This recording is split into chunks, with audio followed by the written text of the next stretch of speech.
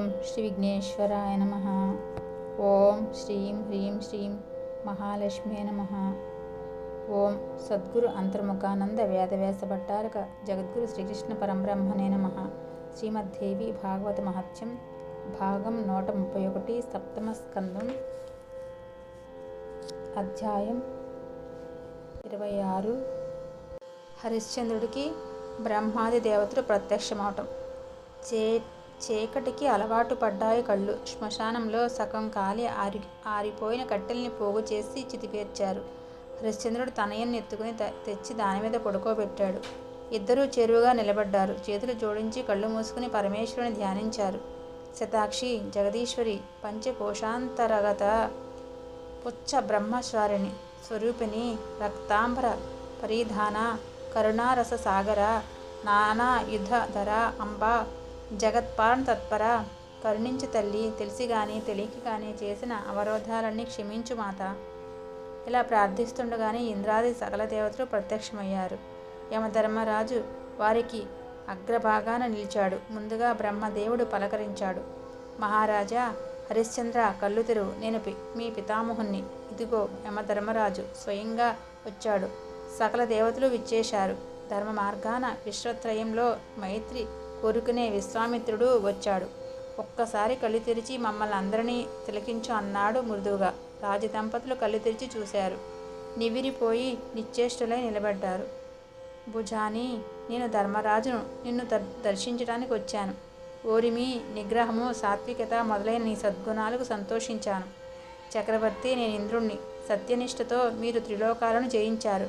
మిమ్మల్ని ఈ దివ్య విమానం మీద త్రివిధవానికి తీసుకువెడదామని వచ్చాను. ఎవరికి అందని స్వర్గాన్ని మీరు సద్గుణాలతో సత్కర్మలతో స్వాధీనం చేసుకున్నారని తన సంతోషాన్ని ప్రకటిస్తూ చితిమీద అమృతవర్షం కురిపించాడు. దానితోనే పారిజాత సుమ వృష్టి కురిసింది. దేవదుందుబులు మ్రోగాయి. రోహితుడు సజీవుడే లేచి కూర్చున్నాడు. చితి నుంచి దూకి తల్లిదండ్రులను కౌగిలించుకున్నాడు. ముగ్గురు దివ్యమాల్య, దివ్యాభరణ, దివ్య వస్త్ర, దివ్య రూప విరాజితులయ్యారు. చక్రవర్తి, రండి, విమానం అధిరోహించండి, స్వర్గానికి వెడదాం అన్నాడు. దేవేంద్ర, నాకిప్పుడు ప్రభువు ఒక స్వపచుడు. నేను అతడికి అమ్ముడుపోయిన దాసుణ్ణి. అతడి అనుమతి లేకుండా ఎక్కడికి రాలేను అని హరిశ్చంద్రుడు సున్నితంగా తిరస్కరించాడు. అప్పుడు యమధర్మరాజు నవ్వుతూ, మహారాజా, నేనే ఆ చండాలుని. ఇదంతా మాయా కల్పన. చుట్టూ పరిశీలించి చూడు. అప్పుడు నువ్వున్నది శ్మశానమే కాదు, ఏది ఆ గుడిసె ఎక్కడ, అంతా నా మాయ, ఒట్టి కల్పన అన్నాడు. చక్రవర్తి, విషయం అర్థమైంది కదూ. ఇంక విమానం అధిరోహిస్తారా? మీ పుణ్యాలకు ఫలంగా స్వర్గసుఖాలు ఎదురు చూస్తున్నాయి. దేవేంద్ర, నీ సౌమనస్యానికి ధన్యవాదాలు.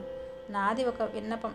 నా కోశల ప్రజలు ఎలా ఉన్నారో, నా కోసం ఎంతగా పరితపిస్తున్నారో, వాళ్ళని దిక్కులేని వాళ్ళని చేసి నేను స్వర్గానికి రావటం భావ్యమా? భక్తులని అనురక్తుల్ని విడిచిపెట్టడం బ్రహ్మహత్య, సురాపాన, గోవధ, స్త్రీవధలతో సమానమైన మహాపాపం.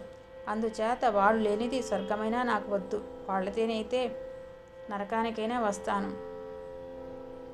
హరిశ్చంద్ర, నీ హృదయం అవగతమైంది. నీ కోరిక తీర్చడానికి అభ్యంతరం లేదు. కానీ వాళ్ళ పుణ్య పాపాలు వేరువేరుగా ఉన్నాయి. ఒక్కొక్కరిది ఒక్కొక్క చరిత్ర. అందరూ నీతో పాటే సామూహికంగా స్వర్గసుఖాలు అనుభవించాలనడం సమంజసం కాదు. ఎవరికి ఏదో నిర్ణయించడానికి అర్హతలే కొలబద్దలు. అందుచేత అందరికీ స్వర్గమంటే ఎలాగా అని సంశయం వెలిపుచ్చాడు ఇంద్రుడు. దేవేంద్ర, ప్రజల ప్రభావం వలనే రాజు రాజ్యభోగాలు అనుభవిస్తాడు. యజ్ఞయాగాలు, దాన ధర్మాలు ఏవి చేసినా వారి సహాయంతోనే, వారి ప్రభావంతోనే. నాకు వేళ దక్కుతున్న పుణ్యఫలానికి కారణం ప్రజలు. అందుచేత వారిని విడిచిపెట్టి నేను స్వర్గానికి రాలేను. నేను చేసుకున్న పుణ్యం, తపస్సు ఏది ఏ కొంచెం ఉన్నా దాన్ని వారితో కలిసి అనుభవించడమే నా అభిమతం. నేను చేసిన సత్కార్యాలకు ఫలంగా స్వర్గలోకంలో బహుకాలం నివసించే అవకాశం లభిస్తే దాని ప్రజలతో పంచుకోవడం వల్ల అది ఒక రోజు తగ్గిపోయినా నాకు సమ్మతమే, సంతోషమే. దయచేసి నా కోరికను మన్నించు. హరిశ్చంద్రుడి యుక్తిని దేవేంద్రుడు కాదనలేకపోయాడు. సరే అని అంగీకరించాడు. అందరూ కలిసి అయోధ్య చేరుకున్నారు. చతుర్వర్ణాలు గుమిగూడాయి. హరిశ్చంద్రుని చూసి కేరింతలు కొట్టారు. ప్రజలారా, స్వర్గలోకానికి తీసుకువెడతాను రండి. అతి దుర్లభమైన లోకం అది. ధర్మాన్ని పాటించినందుకు ఫలంగా లభిస్తుంది. త్వరగా తెమిలి రండి అన్నాడు ఇంద్రుడు. హరిశ్చంద్రుడు కూడా ప్రజలను అలాగే కోరాడు. ప్రజలంతా ఆశ్చర్యచకితులు, ఆనందపరవశులయ్యారు. సంసార బంధాలలో కొట్టుకుంటున్న ప్రజానీకం పుత్ర మిత్ర బాంధవ సహితంగా స్వర్గానికి వెళ్ళటం అంటే సంబరపడ్డారు. అనూహ్యమైన ఆనందానికి లోనయ్యారు. అందరూ ఉన్నవాళ్ళు ఉన్నట్టు దివ్య విమానం అధిరోహించారు. అధిరోహించడంతోనే అందరినీ దివ్య రూపాలు అయిపోయాయి. హరిశ్చంద్రుడు అయోధ్య సింహాసనం మీద అభిషేకించి రోహితుని కూర్చోబెట్టాడు.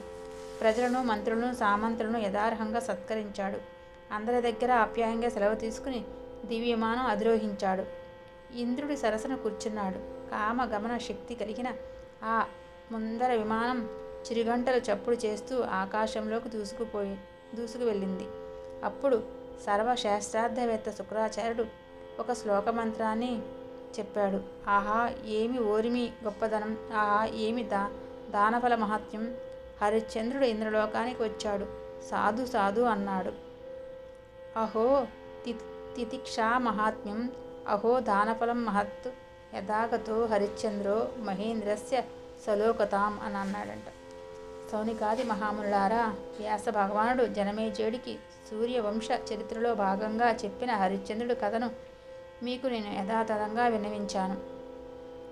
దీనిని శ్రద్ధగా విన్నవాళ్లకు దుఃఖాలు కష్టాలు తొలగిపోయి సుఖాలు ఆనందాలు లభిస్తాయి. స్వర్గవాంఛతో సహా సకల వాంఛలు నెరవేరుతాయి. సంతానార్థులకు సంతానం కలుగుతుంది. భార్యార్థులకు గుణ రూప శీలవతి భార్యగా లభిస్తుంది. రాజ్యార్థులకు రాజ్యం దొరుకుతుందంటూ ఫలశ్రుతి పలికాడు సూత మహర్షి. చదవటం వల్ల అంత మంచిదంట. అంటే నీతి తెలుస్తుంది కదా, అందుకని అన్నమాట. ఓం శ్రీ గురుభ్యో నమః. సర్వం శ్రీకృష్ణార్పణమస్తు. 26వ అధ్యాయం సంపూర్ణం. 131వ భాగం సంపూర్ణం.